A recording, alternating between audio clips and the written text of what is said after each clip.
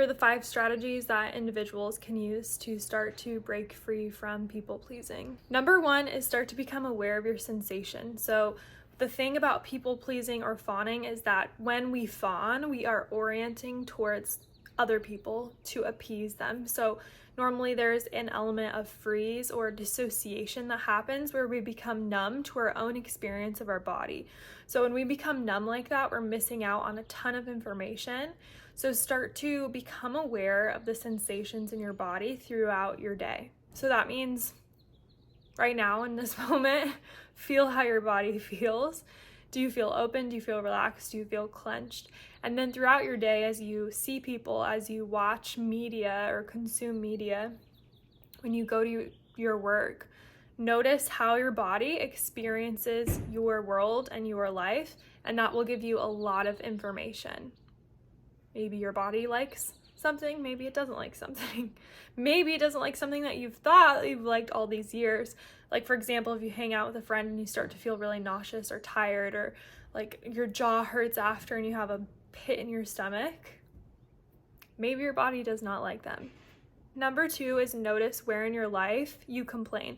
Like, what do you complain about and what are you resentful about? Noticing where we complain is a really great kicking off point to noticing where in your life you need more boundaries. So if I'm always complaining about working late, maybe I need some boundaries around working late. Or if I'm complaining about like a friend who uses me as a therapist, this is something I've actually experienced. I'm like, oh my gosh, I don't feel like they appreciate me, or blah, blah, blah, whatever it is. Then you might need some boundaries with that person, or to express your needs. Number 3 is a somatic practice called the No Fawn Walk. I originally saw it through Abby Vernon, who's a somatic therapist.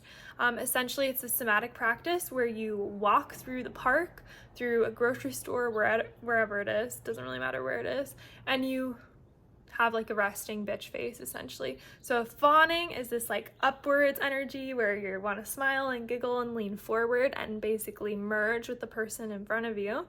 The opposite of that would be leaning back and just not really emoting. And this does a few things. So number 1, it lets your body experience what it's like to move through the world without fawning, which might be a new experience for you if you are very good at fawning like me. See you. And then it also allows you to start discovering what you actually like. So if you are moving through and you are purposely, intentionally not emoting or not doing that fawning, that smiling and leaning forward, when you encounter something that genuinely is like you have to smile or emote, like for me, dogs like make me smile, I can't help it, then you are discovering something about yourself that you genuinely like, which is very important when you're healing from people pleasing. Number 4 is practice truth telling. So especially kind truth telling. Practice expressing your needs, whether it's like someone gives me this water bottle and I'm like, I actually don't drink from plastic, or this makes me uncomfortable, or expressing the needs of your body, like I don't have bandwidth for this conversation right now, or I don't really like this food, whatever it is. It doesn't always have to be negative, it can be positive. I actually really like this. And also breathing, inhaling and just going sighing throughout the day. It allows you this like release, a physical release, and then it also allows people in your life a little peek into your state, and it starts to create a transparency where before you've probably been playing life as your role self, performing for them, but now you are just allowing yourself to be more transparent with your emotions, with your feelings, with your needs, and that doesn't mean the people in your life have to solve them.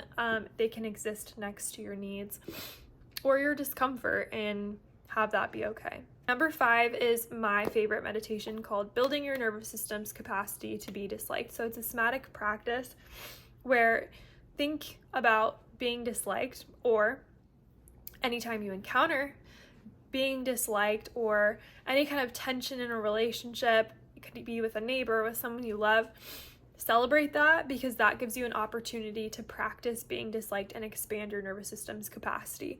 So there's a 1-2 punch meditation that I like to do with this.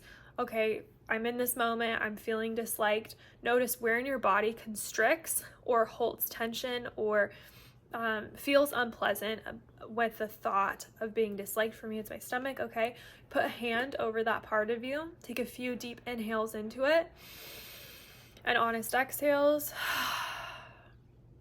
Do that a few times. You can tell this part of you, I got you. You can talk to it, whatever.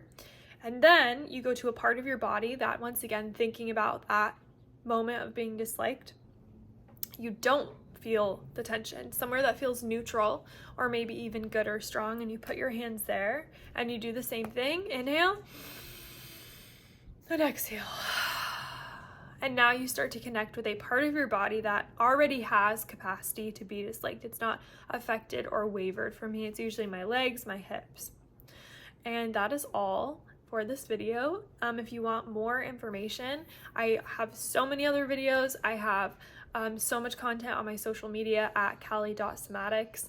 And if you really want like more and more, check out VENOM.